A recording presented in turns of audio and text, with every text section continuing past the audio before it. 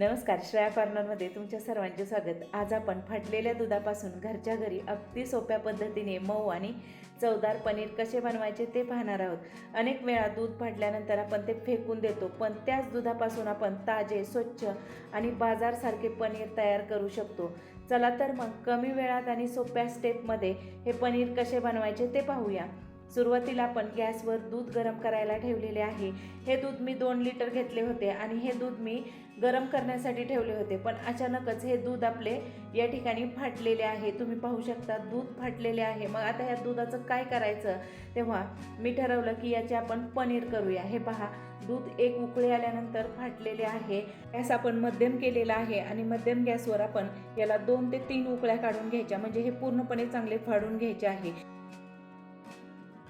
पाणी वेगळे व्हायला सुरुवात झाल्यानंतर आपण गॅस बंद करायचा आणि गॅस बंद करून हे चांगले खालचीवर हलवून घ्यायचे आहे। या ठिकाणी हे पहा, व्यवस्थित असे हे दूध फाटून तयार झालेले आहे।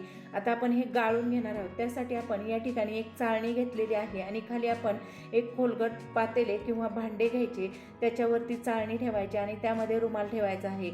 या ठिकाणी तुम्ही कॉटनचा रुमाल किंवा सुती कपडा देखील वापरू शकता आणि तो ठेवल्यानंतर याच्यामध्ये आपण हे फाटलेले दूध गाळून घ्यायचे आहे। दूध गाळताना कॉटनचा कपडा वापरला तर हे व्यवस्थित असे पनीर आपले गाळून व्यवस्थित तयार होते। त्यासाठी घेताना तुम्ही कॉटनचा कपडा घ्यायचा आणि त्याच्यामध्ये हे सर्व आपण दूध फाटलेले घालून घ्यायचे आहे।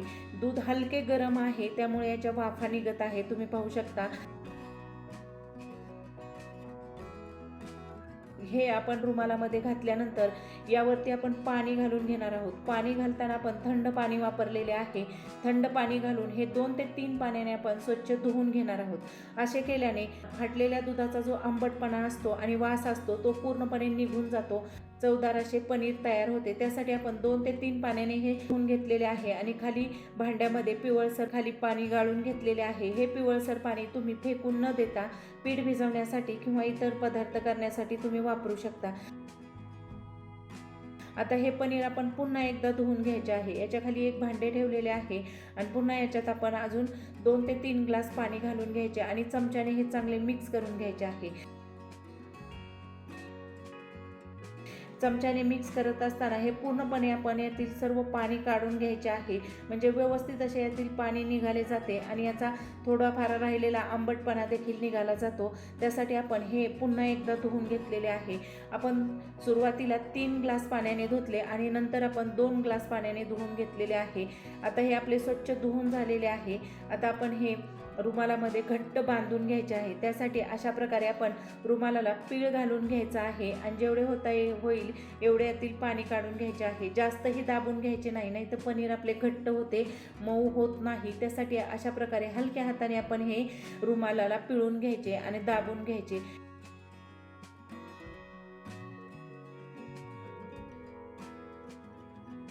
हे आपण चाळणीमध्येच अशा प्रकारे सेट करायला ठेवायचे। त्यासाठी याच्यावरती आपण जड वस्तू किंवा भांडे ठेवायचे। या ठिकाणी मी वरवंटा ठेवणार आहे। वरवंटा जड असल्यामुळे राहिलेले सर्व पाणी निघून जाते आणि पनीर आपले व्यवस्थित असे सेट होते। हे आपण 2 तासासाठी अशा पद्धतीने ठेवलेले आहे।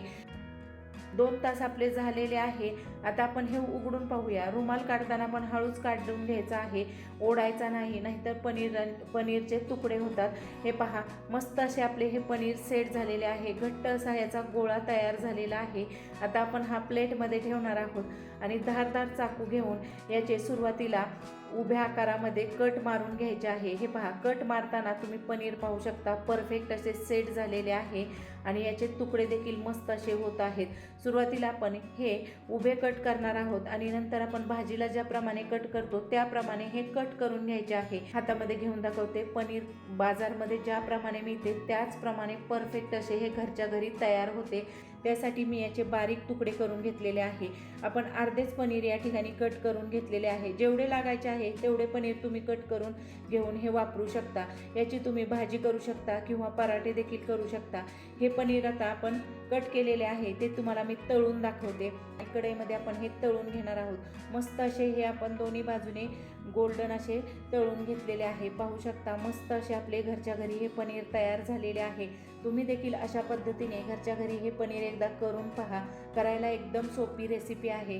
फाटलेले दूध फेकून न देता त्याचा योग्य वापर केल्यास स्वादिष्ट आणि पौष्टिक असे पनीर घरच्या घरी तयार होते. हे पनीर मी तुम्हाला तळून देखील दाखवलेले आहे.